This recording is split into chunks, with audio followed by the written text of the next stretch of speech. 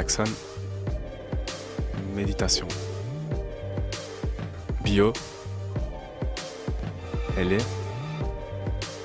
Chaud. Cauchemar. Village. Solo. Ça a toujours été la question, frère. Bah en ce moment, célibataire.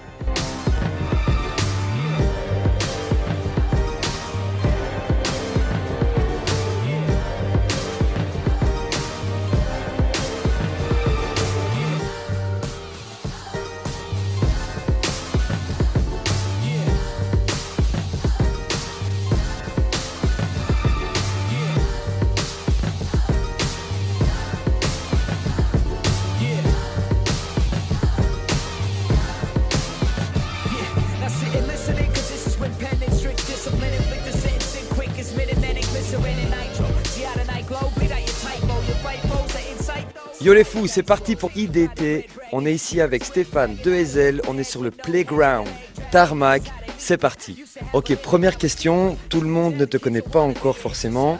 Tu as fait de l'international, je peux le dire, tu as fait des choses énormes, tu as fait le buzz sur internet.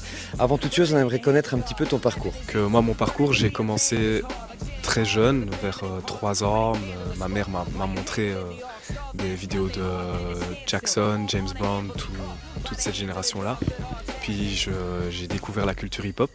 Et là, j'ai commencé à comprendre ce que c'était et ça m'a bien aidé pour construire mon freestyle. Après, vers 18 ans, j'ai essayé les premières auditions. À ce moment-là, je me rappelle, on est allés tous en même temps, presque. Et c'est passé direct.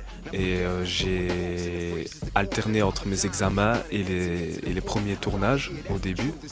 À l'école, j'étudiais graphisme, infographie.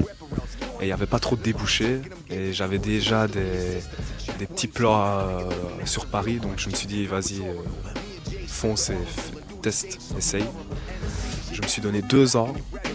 Et sur ces 2 années-là, l'année d'après mes études, à 19 ans, j'ai eu la chance d'être pris pour un concours qui s'appelle Puma de Quest. Donc de ça, il y a eu une tournée mondiale qui s'est faite avec Salah.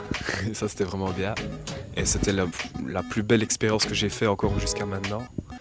C'est ce qui m'a vraiment fait mûrir comme jamais. Et même ma danse a complètement changé en peu de temps.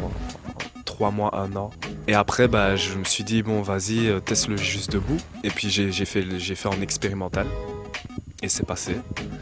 Et à partir de là, vraiment, il y a eu une reconnaissance qui s'est faite parce que c'est la référence et il y a beaucoup de respect. Les gens ont pris le temps de me regarder danser, de comprendre ce que j'essaye de construire avec ma danse. Ça a enchaîné, j'ai fait des plans commerciaux, c'est comme ça que je suis rentré vraiment dans le milieu.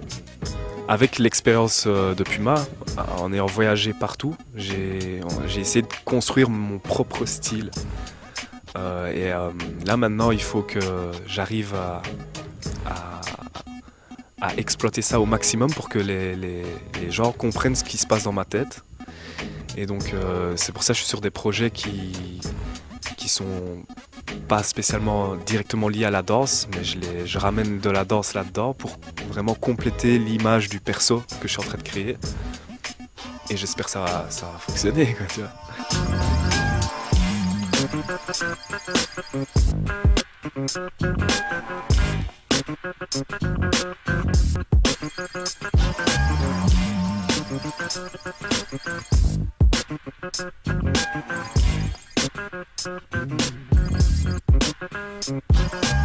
Ok, et donc du coup, quels sont tes projets? C'est quoi l'avenir de Stéphane? Là, j'ai juste envie de faire un maximum de trucs, montrer qu'il n'y a pas de limite en fait, qu'il faut pas se cantonner à juste le plan du début et qu'en fait c'est que des choses qui s'enclenchent et qui te font avancer sans arrêt. À chaque fois, montrer des nouvelles choses, faire des nouveaux trucs pour soi-même, pour grandir, quoi.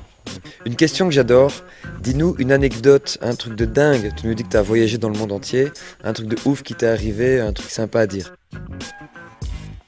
Il y a un truc, vraiment c'est chaud. On était avec la team Puma. Tous les trucs les plus fous qui me sont arrivés dans la vie, c'est avec ces gens-là. On était avec la team Puma et on dansait à Tokyo. Et en fait, on dansait dans la street. Et les keufs nous ont arrêtés et ils nous ont envoyés au poste.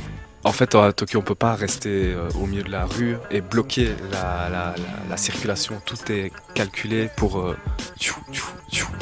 et ça te met une vraie pression quand même. Et quand on arrive là, il y a un policier qui sort son iPhone. Et dans son iPhone, il montre une vidéo des Twins. Et il dit c'est toi. Tu travailles illégalement chez nous. Puis après, on a expliqué que c'était pas ça. Salah a dit qu'il travaillait pour le Cirque du Soleil et on a été libérés. Alors on peut clairement dire que tu réussis et donc essaye de nous passer une clé, un adage, un conseil que tu peux passer aux plus jeunes. Ça sert à rien d'inventer réinventer une nouvelle personnalité. Parce que de toute façon, on n'invente rien de nouveau. Il faut développer la personne qu'on est dès le début. Et c'est comme ça, je pense qu'on arrive vraiment à faire passer les informations comme il faut et le plus naturellement possible, quoi. Ok, une autre question, l'essentiel, des sons. Tu écoutes quoi comme son? T'es danseur, tu connais des trucs, des tueries certainement. Passe-nous 2-3 tuyaux. Des gens comme Sonlux, J. Paul, même des gens comme Ray. C'est des gens qui me passionnent en fait.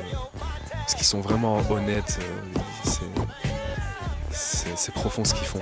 Si maintenant tu te retrouvais dans un battle et que tu avais l'occasion d'affronter quelqu'un au choix, un danseur existant ou qui n'est plus dans le réseau, mais quel est le danseur que tu kifferais affronter et dans quel contexte? Moi j'aimerais bien affronter Salah et dans un contexte qui n'est pas un événement en fait, et même pas spécialement filmé, quoi.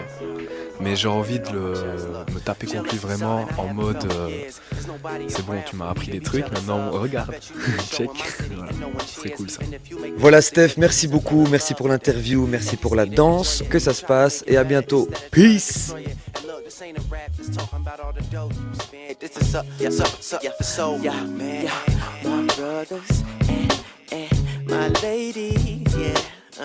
We gonna take it back to the days when daylight sold it by way of Marvin Gaye and Stevie Track, all quest unfolded. We chilled, they back on the block, bumping TL in my rock.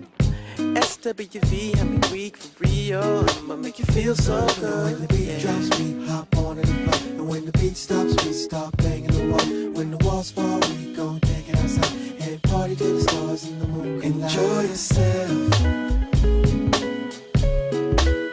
Enjoy yourself.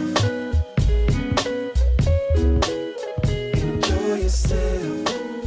Yes, yes, yes, yes, yes. Yes.